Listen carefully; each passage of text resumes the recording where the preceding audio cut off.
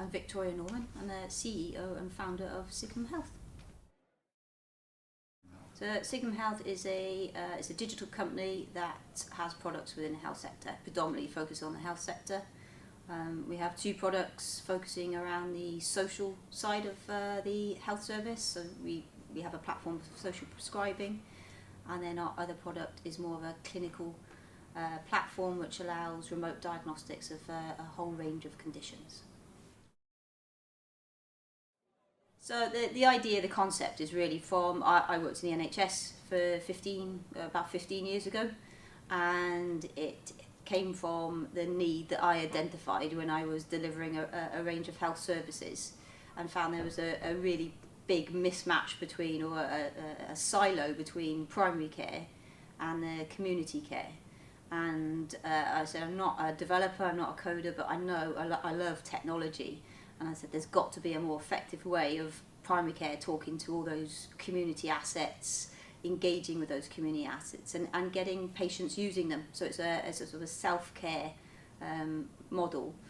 So started 15 plus years ago with a nugget of an idea. No development skills, no tech skills, no business skills, although a bit of management skills. And I called upon different people and started conceptualizing this model, what it would look like, how it would look from a digital perspective, how it would look from a user perspective, working with users like GPs, working with patients, communities, all the people that would be involved in that whole user journey. And developed a protocol at the time as much as I could. I was working full time. Obviously didn't have the cash to invest into building lots of prototypes and couldn't do it myself. I worked quite a bit with Swansea University and got guidance off them because some of the integrations with other systems was quite high, beyond what I could scope out. Eventually got to a point where we designed and developed an infrastructure that we thought would work, but then I couldn't get any funding. So I was, single person, founder of a business, and the kind of concept at the time was not something that the health service were open to. I think they knew about it. They were very focused on short term. What short term things can we do to define the health service or improve the health service. Yet social prescribing, these concepts were manually happening anyway.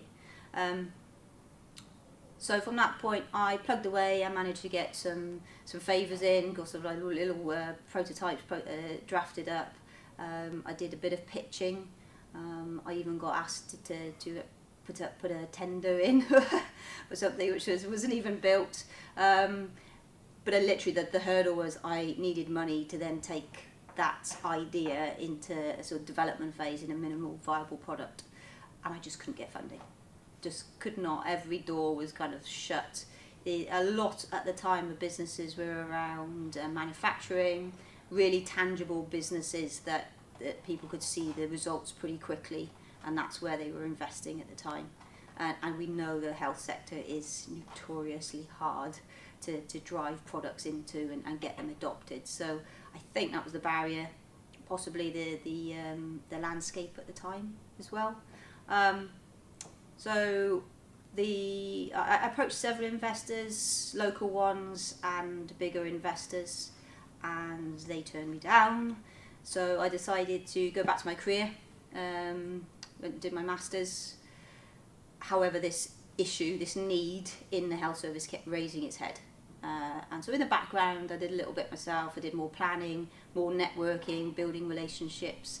And over sort of years and years and years, I kind of brought it to the forefront, brought it back again, brought it to the forefront. And I think it was in my last role within in public health. And I saw an advert in the Caerphilly Observer. I'd given up by then. I was like, I can't do any more. I've invested so much time, energy, everything into this, and I'm just getting, the door shut every time. But then I saw an advert, and it says, do you have a business idea? and come and have a cup of coffee and talk about it. And I love coffee, so I was like, well, it's a win-win here. So and that's where I connected with Welsh Ice. I said, this is my last shot. This is the last time I'm actually going to do this, because you put all your energy and your emotion into it and say, okay, I'm going to move this forward, and you get knockback after knockback. So I met the team at Welsh Ice. I met Mandy, I met Gareth, and joined the 5 to 9 club. Great atmosphere, and actually it was getting into an environment where like-minded people, same situation, that buzz, that energy, and I came out of that meeting going, right, I think I can get somewhere here. So I joined the 5 to 9, got up to speed with all my business sides, the core, business skills that you need, pitching advice, funding advice, etc., etc. Met some great people that you can bounce off, that you can sort of build friendships with and business relationships with. And then I pitched to the same investor that turned me down 15 years ago, and they are now my lead investor. So it was a bit of a whirlwind sort of ride. Prior to that, it was up, down, up, down, up, down. And I think I remember I was at a conference, it was a health conference, there was a lady speaking, and this tied in with that advert from the paper, is that do something that gives you that fire in your belly, that that excitement. And this journey, even though it's been a roller coaster, I've always had excitement about it and passion, and that's the driver behind it, because not only do I believe in what I'm doing, I believe it will make a change as well, and I'm quite stubborn, so I want to see something through. So yeah, that was how the business evolved. Welsh I set up a pitching event, I pitched and I got investment, and I incorporated the company in May 2016, secured investment in December 2016, pulled in a team, and I think I'm on my 3rd round of investment. We're changing our business strategy at the moment, but we won a big contract with through Innovate UK and a test bed in England, so we're delivering that with Stoke Hospital. During the startup of my company, I also, as mad as it may seem, I bought the assets of another company as well, a health company, so I could use the code, I could see the value in the code, and that was the diagnostic side. And we've got that product running, we've got a contract with that, we've just secured another one, and we're going to go for an all Wales contract to use that code as well. But that's the nice part of it.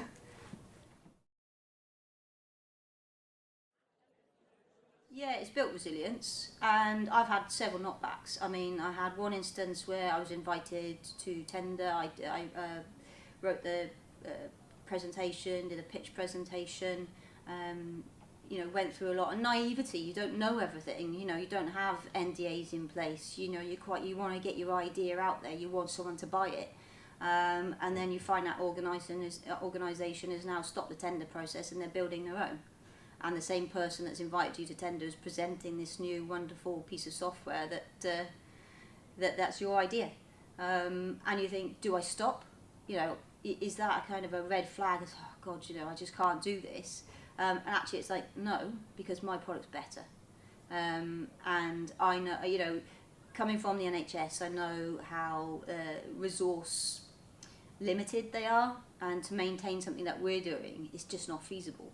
And with the technologies that we're using is more efficient. But yeah, I mean, you get to a point sometimes and you get the knockbacks. You get a majority of the time is politics. It is a lot around politics in business. You do get people that try and block your pathway. Again, it comes back to that generation thing, and now I think it's actually harder because everyone is fighting for their position. So, you come in as a private company into a public sector environment, like, yeah, you can stay at arm's length, we don't want to know. Or, okay, well, we'll have a look at what you're doing and then we'll try and replicate it ourselves. So it's a bit more of a competitive world, but that 15 years it does give you that resilience, or it gives me the resilience to say, actually, keep going. And actually, the 15 years, nothing changed. The need never went away, and I think that was the drive point for me, is that I've got the idea, the need is always still there. From my different career posts, it was still apparent that there was this big gap in the market that I could address. And yeah, as I said, I'm quite determined, and I want to see things happening. And at the moment, we're getting sort of tipping point. We're getting organisations approaching us. Can you come and deploy your software? And I'm yes, get going, use it as a pilot. And I've got my FD in the background going, price. We've got to start selling. I was like, I just want to use it. I just want to say I've got this, and I've got this out there. But yeah, I mean, the journey's not been smooth. As I said, we've come from a very tangible market, so that investors want to see real things and material things, to tech is the hidden. It's how we're going to make money off this. It's that, and that's the hardest thing to show. And also from a social perspective, tech for good, and what is that value around the social side? Is that worth? And I think investors are starting to see that it is a worthy market, and that's where tech can really push forward. I don't know, someone tell me. So yeah, I mean, when I started the 5 to 9, but prior to that, I was pretty much single. I had my dogs and my cats, and if timing wise, back then I'd be working all night, and I still work all night. But during the 5 to 9, I had a daughter born. Well, I think it was about 3rd session in, so that was interesting. So long nights, and the commitment. You've got to try and get the balance right. And sometimes I really struggle with it. I mean, it's an all or nothing. It takes every ounce of energy out of you to run a business. Because you are, as a founder or a CEO, you are everything. You are the business.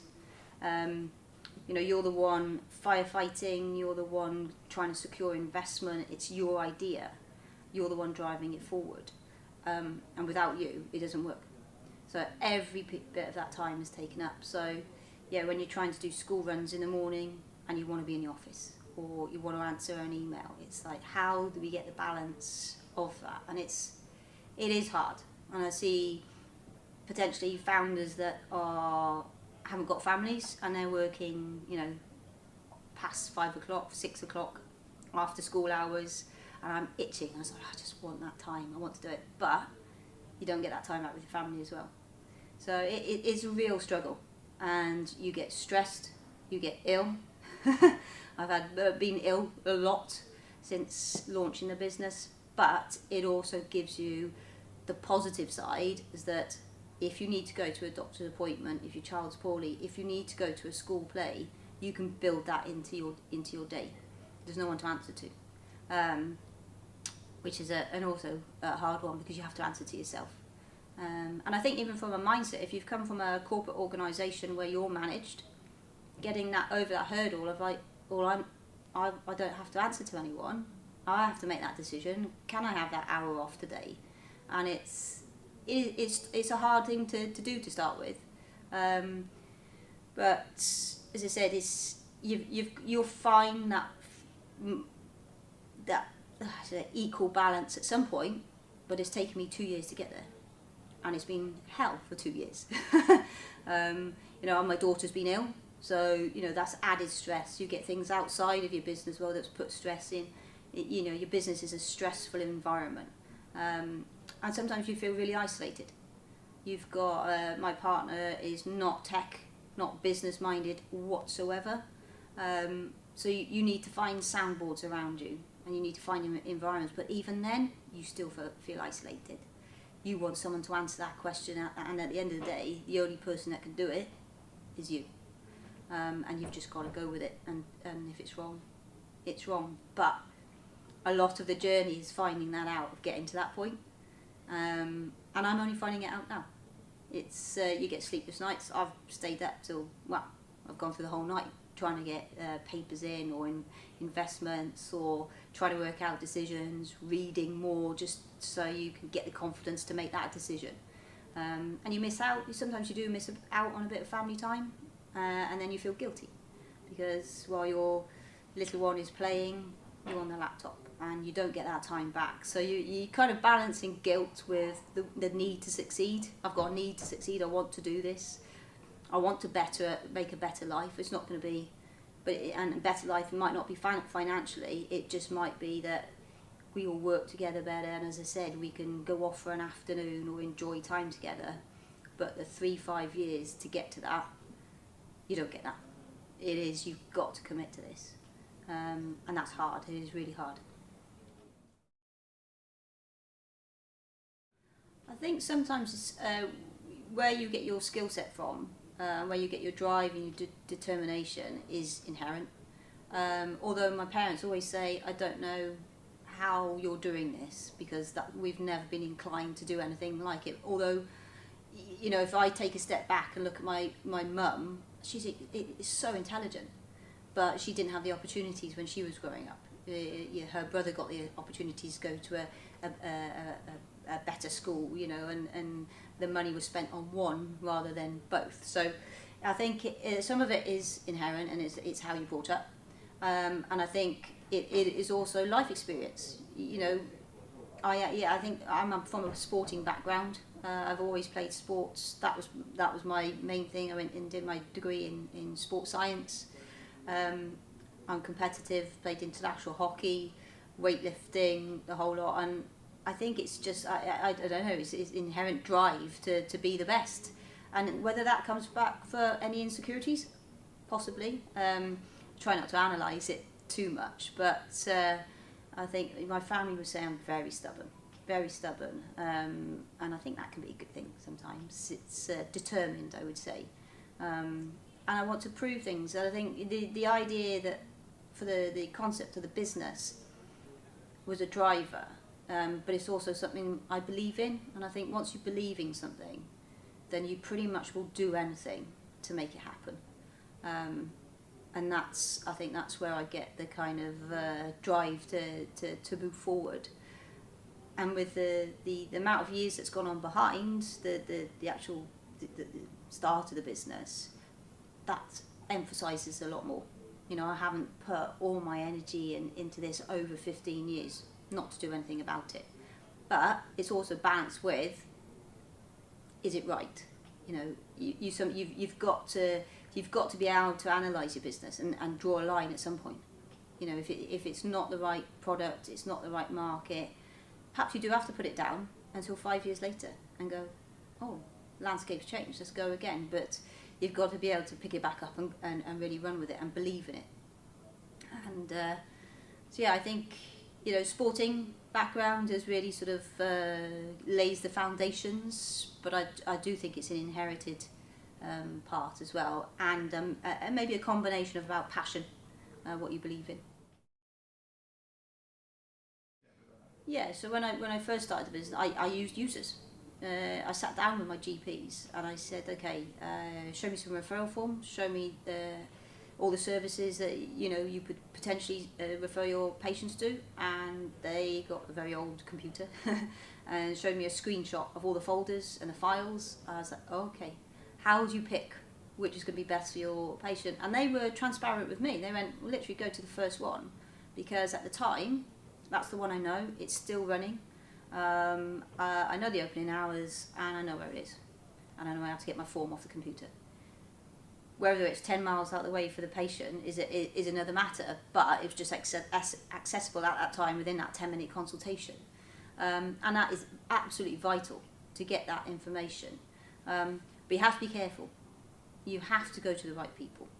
And I've found a lot along the journey that there are business people and they can be quite selfish.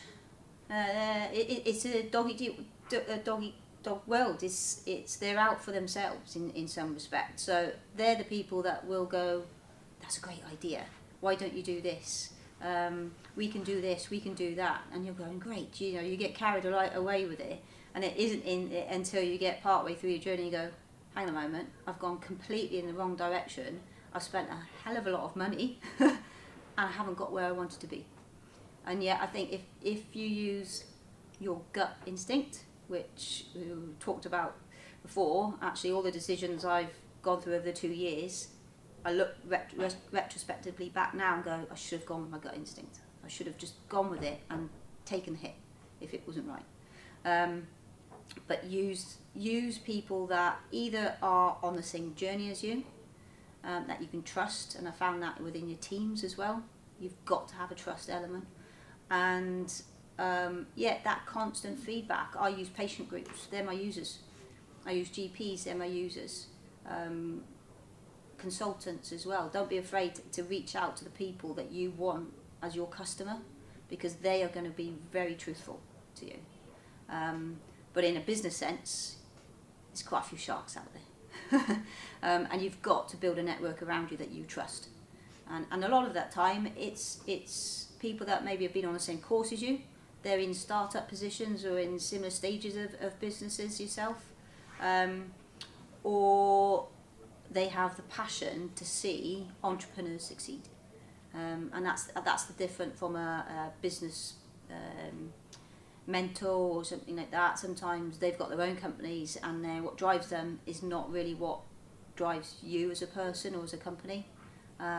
Sometimes it's financial, sometimes it's a profile. I want to be seen as this big business mentor, and actually you don't get out of them what you really need. And I've done that several times. I've got the wrong people in. I'm not saying that they're bad people, they're just not the right fit for what we need them to do. And that has been the biggest part of the business over the 2 years and ongoing, is managing people and getting your right team around you.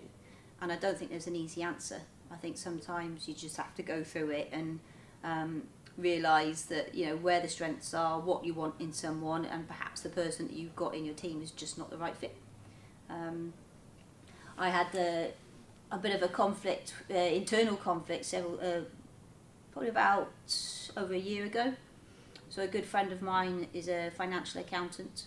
We've kind of followed each other. I've known her for 40 years, and I've followed her, well, she's followed me and I followed her around sort of the southwest area. And I moved back to Wales, and several years later she came over to Wales with her family. And she was looking for work, and she was doing lots of different things, and I had the flexibility to offer the hours around pickups and children and stuff, and I thought she would be a great asset to the company. And then it says, do you get that professional, personal balance right? And people say don't employ someone that's your friend, or it doesn't work out. Completely opposite for me. I've trusted that person. They understand my roller coaster of a ride, how much it means to me, and they've bought into it, and they realise, I give it's Emma the flexibility that she needs, but she puts more than that back into the company, and she's really professional in what she does. So not every business book or statement is right, and I think it really does come back to that. How do you feel about that person in your team? Will they be a right fit? Can you trust them? That's a massive thing. And do you feel confident that that's not going to cause any conflict going forward? And for me, it's one of the best decisions I've made.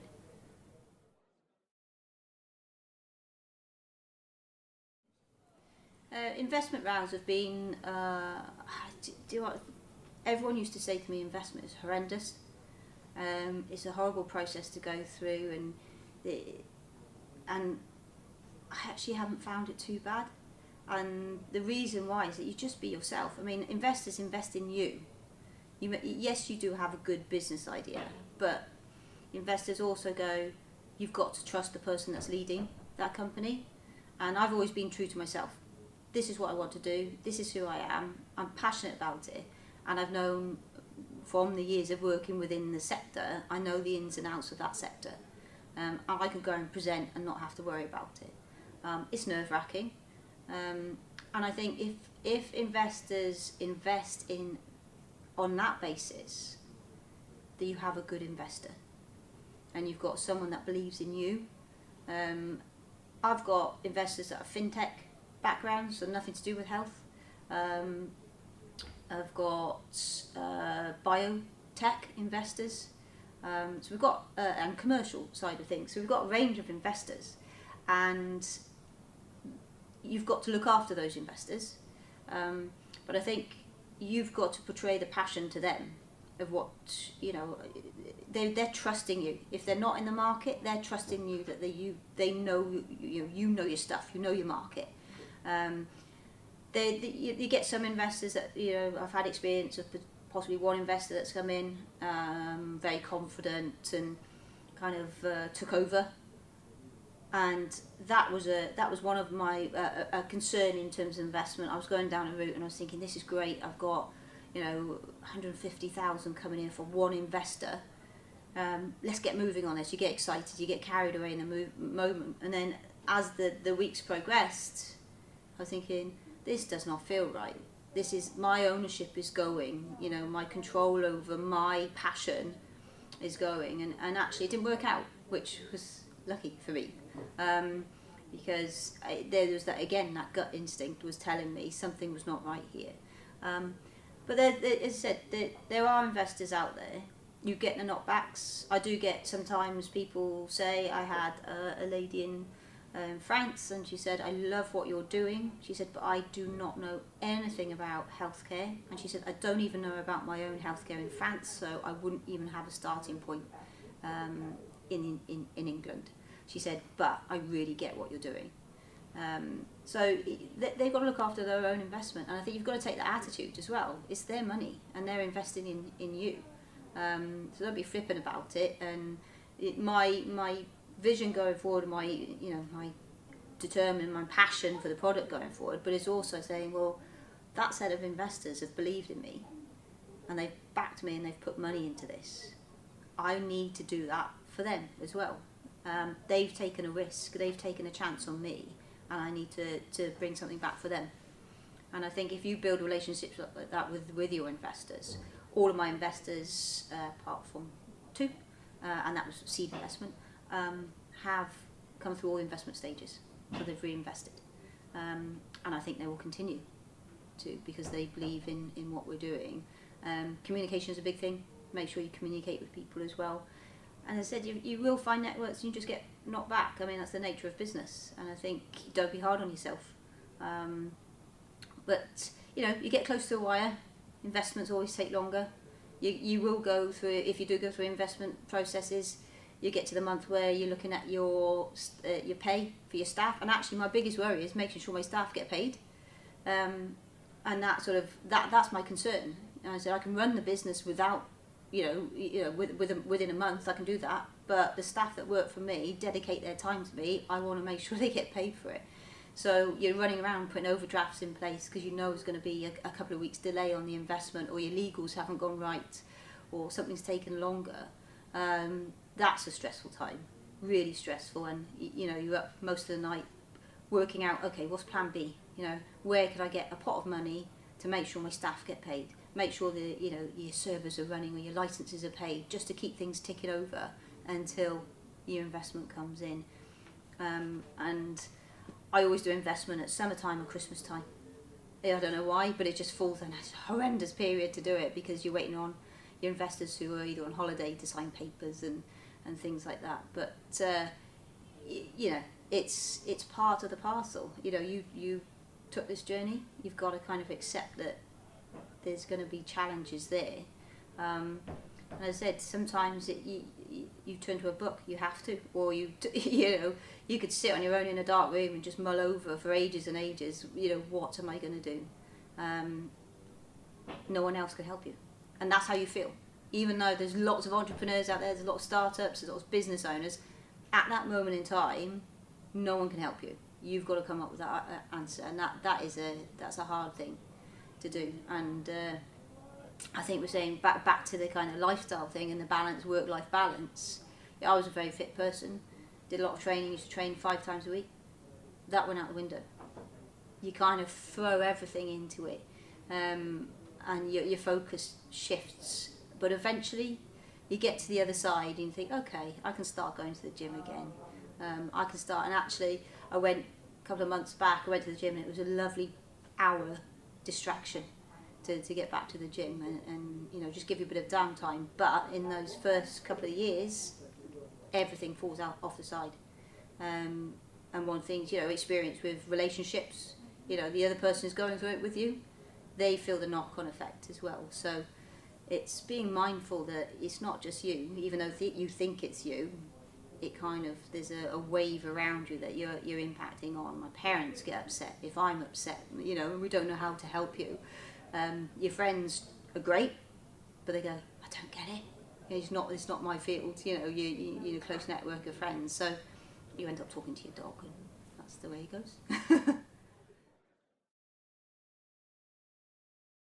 Yeah, so our selling experience is mixed. The environment that we work, the market we work in, it could take, if you're lucky, a year to get anything sold, 18 months. So you've got a long runway. And sometimes if you have investors that haven't come from that market, they want sales straight away.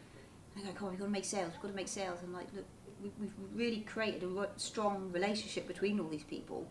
And I always say to them, and everyone, it's like planting lots of little seeds. Plant loads and loads and loads, and some of those will convert into. So the ones that you forget about, that you've had a good relationship, and sometimes you've got to touch base and you keep them informed. Actually, out of the blue, they ring you up and say, can we have a look at your software now? So again, it's about timing for them and where they're at. But we find that if you, in terms of selling, you go there, you listen. You've got to listen to your customer and actually address their need. You don't go and tell them this is what you need. It's kind of not the most appropriate way of doing it. But I think you do waste a lot of time. You know, there's tenders, there's tender opportunities, bids. We're literally doing a bid at the moment, and we said, do we do it? And I'm like, let's go for it. I said, what's the negative side? Is a time resource. What's the positive side? We get a template that we can use for something else. We get everyone working together. We collaborate as a team. We're all on the same hymn sheet, and we've got a document at the end of it that we can use again. But the selling process, it is hard. You go into a room and you pretty much can get body language. But again, I think we're lucky in the fact that we've got a product where the landscape's right, the need is there. I think one of the things is the recognition of how the solution from a technical or digital perspective is going to help them. The biggest thing is cost. It is literally cost, and you've got to get into the point of going, okay, how much is it? I spent 2 years going, oh, just try it, oh, well, whatever, we've got a good relationship, we'll work something out. And it wasn't until I took a step back from the business, looked at things that were going wrong and how could we improve them, and changed the whole business strategy, stripped all the financials back, did the sales plan again, really got into it, didn't have outside people looking at my sales plan, outside people looking at my finances. I sat there and wrote 6 years of sales pipelines, what it would look like, various scenarios, pricing strategies. We didn't have a good pricing strategy. I wasn't going in confident. You have to be going in confident that that price that you've put on your product is value, and it will add value to your customer, and it will give them what they want. But in terms, you've got to read body language as well. Sometimes you flip the frog in a dead horse. It's if they're staring off and looking elsewhere, maybe it might not be that they don't want the product. They're just not the right person that they need to be talking to. And when you're in sort of NHS situation, you can have probably 5 different titles for different people. So you go one area and you speak to someone that's completely different. You think, well, I've just spoken to that same kind of person over there. And decision making in sales, everyone thinks you've got to go to the budget holders, and ultimately yes. But what if you engage the people that are going to use your product? They're the ones that are going to sell it. That's how we do our selling, and actually they're the ones that give you feedback. They're the ones that go, we really like this, we'll help you do this, we'll champion it. And ultimately sometimes it does come down to building a relationship with one person that gets your product, who can get you into an organisation, who can support you in that organisation, and you just become their friend. And you've got to find those people that champion your cause in terms of a sales point of view. It's hard. it is hard. The Innovate funding that we won for NHS, we had two applications in. We had a diabetes one, and then we had a heart failure one. Diabetes one, we had a full team. We had massive CCG input. You know, we said this is good. This looks brilliant. And the heart failure one, I'm quite sure, it was a bit more. It was different. Probably didn't have the sort of dynamics in the team right. We were still finding out, you know, is this right? That's the one that went through. You just sometimes you cannot guess. But I think again it comes down, if you passionate about your product, you believe in it, you know it inside out, and go back to your business planning.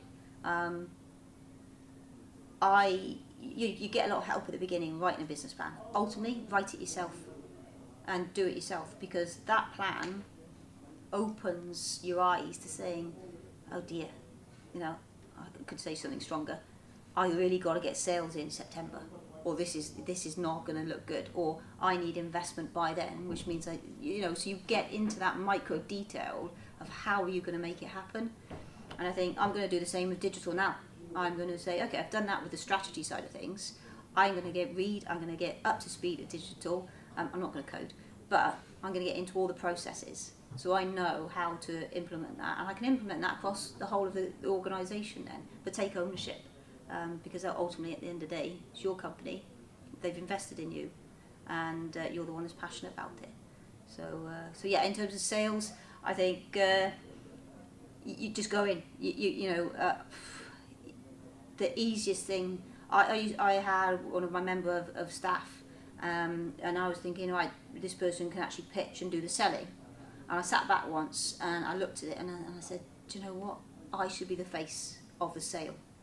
You know, even though there's loads of other stuff going on, I know my product, I know where I want it to be, I know the audience, and I know how to respond to the audience. So making sure that you answer the questions they want to hear. And that's it. I'm the face of my product. You have to get out there and sell it yourself. That's the best way. And you can start to judge then. The more people you meet, the more people you talk to about your product, you'll find out little things, the nods and the conversations that you think this is positive here. You're going to get your knockbacks. It's going to go further up the chain and you're going to get pushed down again. But I always say start at the bottom, because they're the most powerful people.